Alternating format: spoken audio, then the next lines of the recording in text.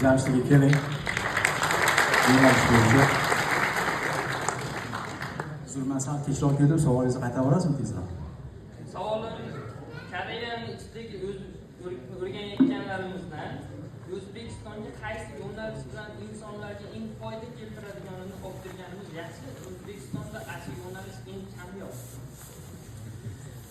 Juda ko'p imkoniyatlar bor. Yaqqolni aytaman. Oasis degan dasturni eshitganmiz, eshitganlar bor, qo'linglarni qo'yinglar, Oasis degan. Bu ancha bor. Qattiq eshitgansizlar. Men darsda qatnashganman deydi. Oasis startup degan dastur bor. Chet elliklarga tekin vizalar bo'lsa bo'ldi, legalligiga yo'q, imkoniyat yo'q. Vizalar bo'lsa bo'ldi. Ingliz tili, koreys tili, xitoy tilida o'tiladi. Startup qilish bo'yicha.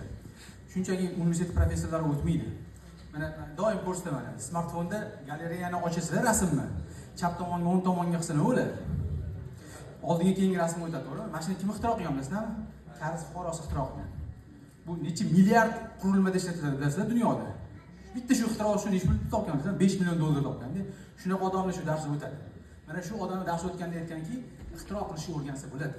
Bu talant emas, misol. Talantingiz bo'lsa, ashulachi bo'lasiz, bo'lmasa bo'lmaysiz emas. Buni o'rgansa bo'ladi. Targ'ib qiladigan narsa albatta shu kursni o'qinglar, ixtiro qilishni o'rganinglar va shu narsani O'zbekistonga olib targ'ib qilinglar. Kitoblarni, qo'llanmalarni hammasini tekinga beradi. Mana shu eng katta bilimni faqat o'zimiz uchun, O'zbekistonliklar uchun ham qilsa bo'ladi, ya'ni. O'rgatsa bo'ladi, boshqacha yashasa bo'ladi, boshqacha pul topsa bo'ladi, yaxshigina pul topsa bo'ladi. Muhammad Ali aytganlaridek filo o'lasa bo'ladi, ya'ni.